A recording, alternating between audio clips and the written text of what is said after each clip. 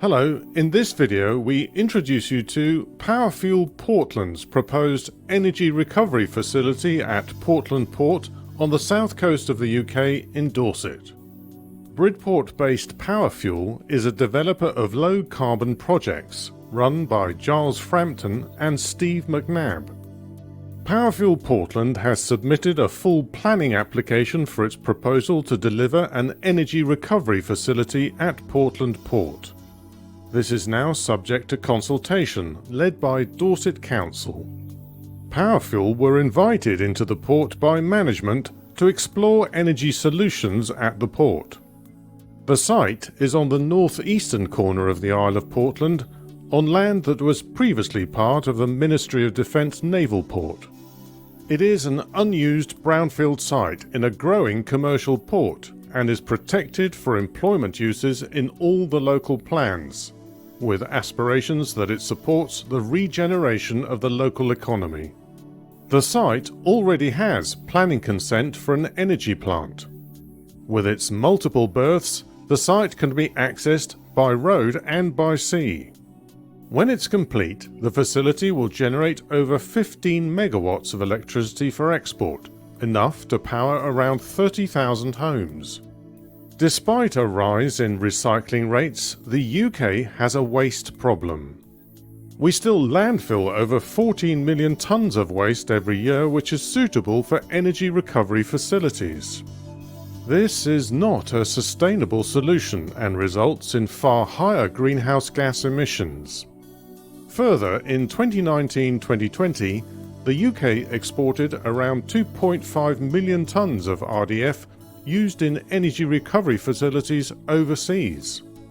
The southwest region alone exported 280,000 tonnes of RDF out of the UK, which could more sustainably be used closer to home. Zooming in closer to home, the Dorset Waste Plan states that the total waste arising across the county were 1.6 million tonnes per year in 2015 and rising.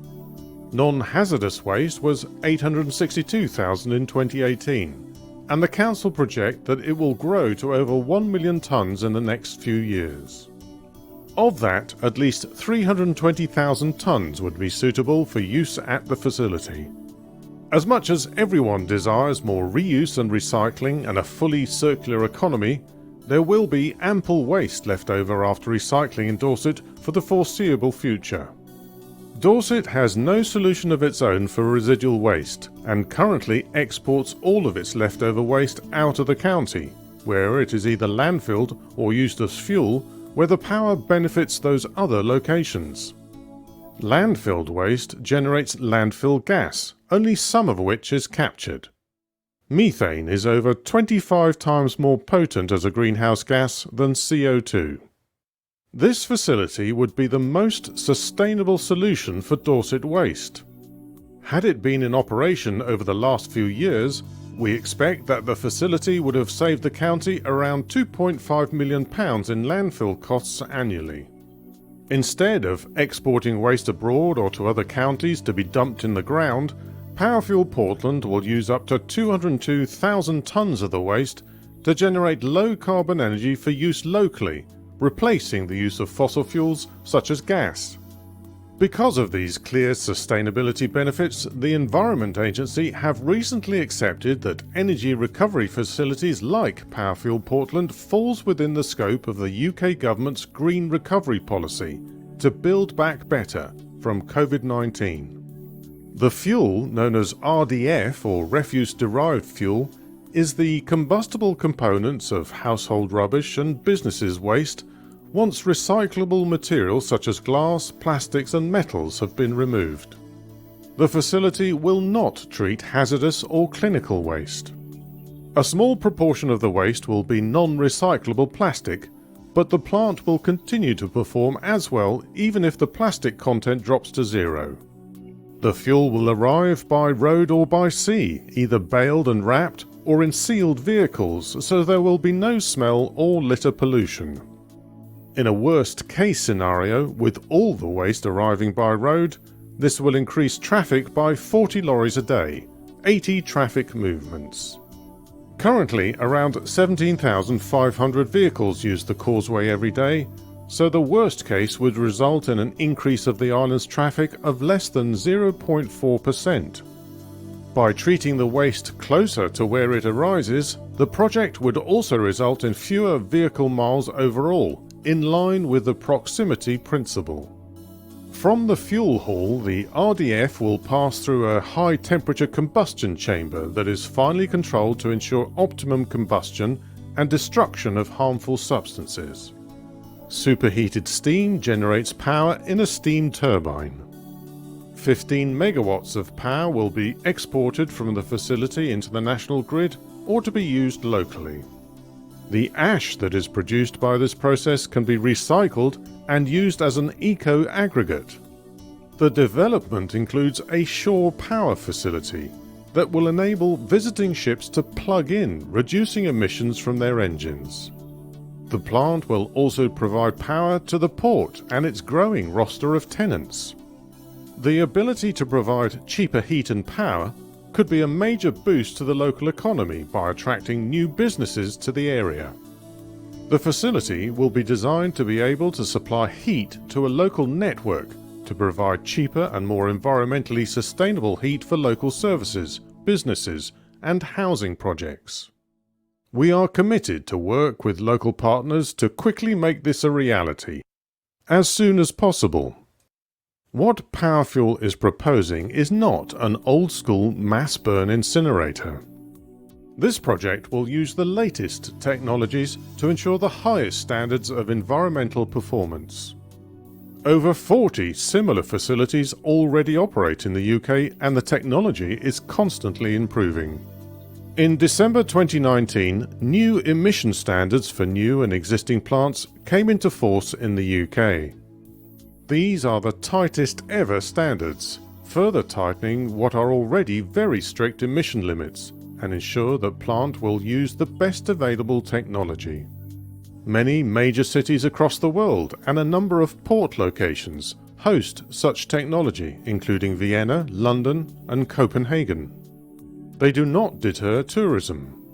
Despite using the latest technology, the production of some emissions from the process is unavoidable. A large proportion of the plant is dedicated to capturing air emissions in the exhaust. The ERF is fitted with a series of abatement plants to clean the flue gases.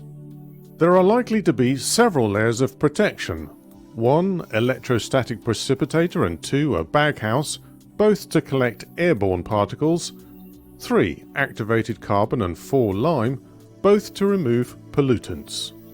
All of the emissions will be reduced to levels that are categorized as insignificant for impact on people, plants, or animals. For example, 99.9% of particulates will be captured. Given the advantages of the local climate, no plume will be visible on 99.5% of days, only on extremely rare, particularly cold days. When considering climate change impacts, the plant is a much lower carbon option than the alternatives of landfill or long-distance export. Powerfuel is committed to making this facility a net zero project and will offset the lifetime emissions from the plant, making this a carbon-neutral development for its whole life. We think this is appropriate in the era of climate emergency. Offsetting can be policed by Dorset Council, and carbon neutrality will be delivered with verified emission reduction projects and tree planting. Modern energy recovery facilities are strictly monitored by the Environment Agency, which inspects facilities regularly and tightly enforces regulations. Plants must comply with all applicable legislation, including the control of emissions. They can only operate with an environmental permit from the Environment Agency under the Pollution Prevention and Control Regulations, and operators must continuously monitor in real time and report emissions from the plant.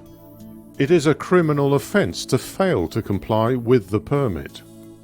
The latest statement on waste-to-energy plants from Public Health England, published October 2019, having assessed all the available evidence and latest studies, advises that modern, well-run and regulated energy recovery facilities do not pose a significant risk to public health. It also states that any potential effect on people living close by is likely to be very small. In order to be meaningful, the risks to health due to the emissions from ERF need to be considered in context. The contribution of the ERF to any exposure to potentially harmful substances would be only a very small fraction of people's overall exposure. The UK's ESA puts these emissions into context, stating, "In 2015, home wood burners generated 785 times more particulate matter, while road traffic emitted 45 times more nitrous oxide, and bonfire night alone produced 10 times more dioxins than EFW across the whole year." Powerfuel Portland is a £100 million plus investment into the local economy, at least a third of which will be spent locally. It will provide around 300 construction jobs, about 30 long-term permanent jobs, and up to 60 indirect jobs.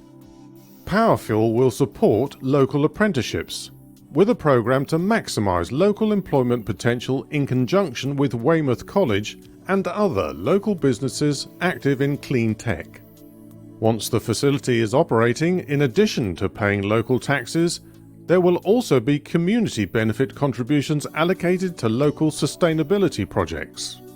The Portland port site has been chosen for the energy recovery facility because the port has an unmet need for a local energy generation solution to support its development and retain the growing cruise business as it demands shore power. It is an existing industrial area, currently unused within the port, allowing waste to be transported by road or delivered by ship. Planning permission already exists on this site for a similar operation, though the technology and fuel for Powerfuel's proposal is far more sustainable. Given the geography of the island and its location within the port, the building is being sensitively designed in consultation with Dorset Council and World Heritage Site officers to reduce environmental impacts and to reflect the maritime influences at the port. The site sits in a deliberate gap in the protected Jurassic coastline. The facility will enhance local resilience in respect of both heat and power. For more information or to ask specific questions about Powerfuel Portland and this project, please visit www.powerfuelportland.co.uk. Please give this video a like and share it with others who may be interested in renewable energy projects in Dorset and the wider world.